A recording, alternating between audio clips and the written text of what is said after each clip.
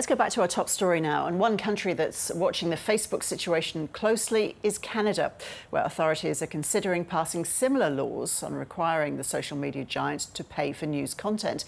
Here's Daniel Bernhard from Friends of Canadian Broadcasting. Daniel, thanks so much for being with us. So what was your reaction when you heard the news that Facebook had removed news content from its platform in Australia? Thank you for having me. I'd like to say that I was shocked, but sadly I was not. This decision to remove news from Australia was incredibly revealing on the part of Facebook. They have shown us who they really are. Facebook has talked big game about fighting misinformation, about fighting hatred, about cleaning up its platform. And yet today they're announcing effectively that if it's true, if it's reliable, if it's credible, it is not allowed on Facebook. The coronavirus update that you just ran would not be allowed on Facebook. And so they have shown that their profit fundamentally is in conflict with democracy. And so we were pleased to see that Australia is stepping up to reassert the power of citizens over this rogue company from the United States. Now, Canada is planning similar laws to those that are passing through the Australian Parliament now. Are they essentially the same? What exactly is being proposed in Canada?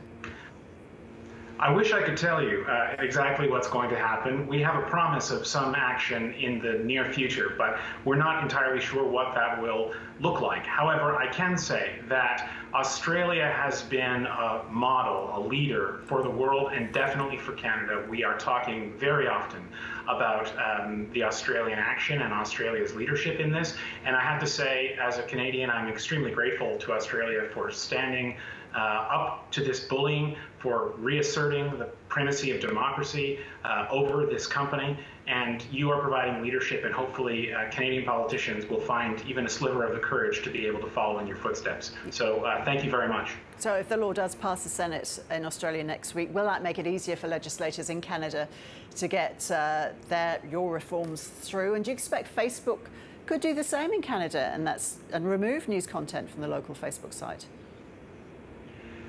Passage of the bill in Australia would absolutely make it easier for the law to pass in Canada. Here in Canada, we love to be first, to be second.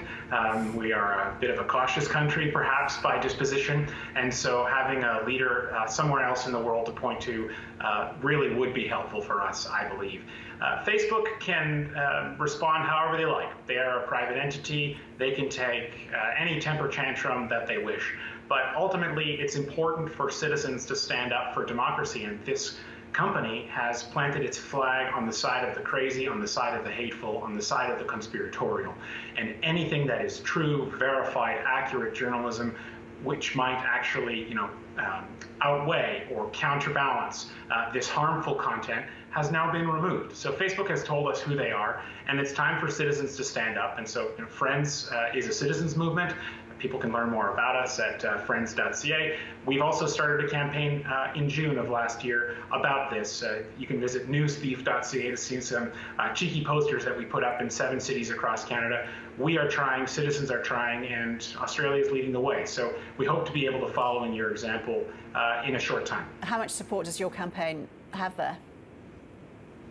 So Friends is supported by over 300,000 people in Canada, and we were extremely pleased not only to see the government respond to our campaign, but also Facebook clearly provoked and concerned that they may be forced to pay for the news that drives so much value to their platform.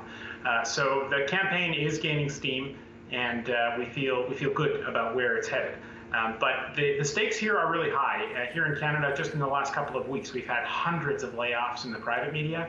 Our public broadcaster is really ailing from chronic underfunding and neglect from successive governments of multiple parties. And so there are so few areas left where people can be treated like citizens who need to be served and informed. Facebook just treats you like a consumer to be exploited. And this move today shows that all of their statements to Parliament, all of their statements to journalists, all of their promise to citizens have been made in bad faith, and that they have not told the truth about their desire to clean up the platform. They have not told the truth about their desire to combat misinformation.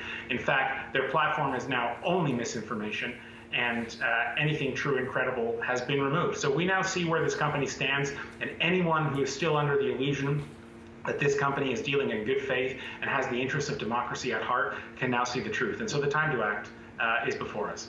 Finally, what seems to be another battlefront, Daniel. Last week, Facebook started a trial in Canada to reduce the amount of political content some users are seeing. Facebook reportedly saying that people don't want politics dominating their news feed. What's the latest on that case?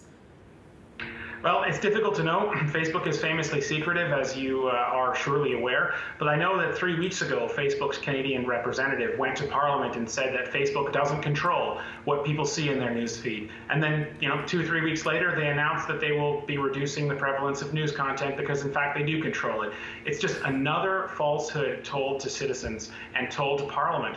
And so this company is out of control. They are on a collision course with democracy. And if we don't stand up in defense of our media to make sure that the media who produce this information get paid fairly for the content that they produce, and also if we don't hold companies like Facebook liable for all of the illegal and nefarious content that they are circulating and promoting in our society, then we're gonna face a real crisis here, and it will be impossible for us to deal with the important social and political issues that are before us. So this is a real turning point. I feel that this is a real moment in time when the public around the world are recognizing what Facebook is all about. So and what they are about is not our interest. Sorry to interrupt there, Daniel, but quickly, how disappointed would you be if a deal is done with Facebook and the proposed rules are watered down? Very disappointed. I think that the government of Australia has so far shown great resolve, has resisted bullying, and has been very vocal about that, and I hope that they see this through. Daniel Bernhardt, great to talk to you. Thank you. Pleasure, Ross. Thank you.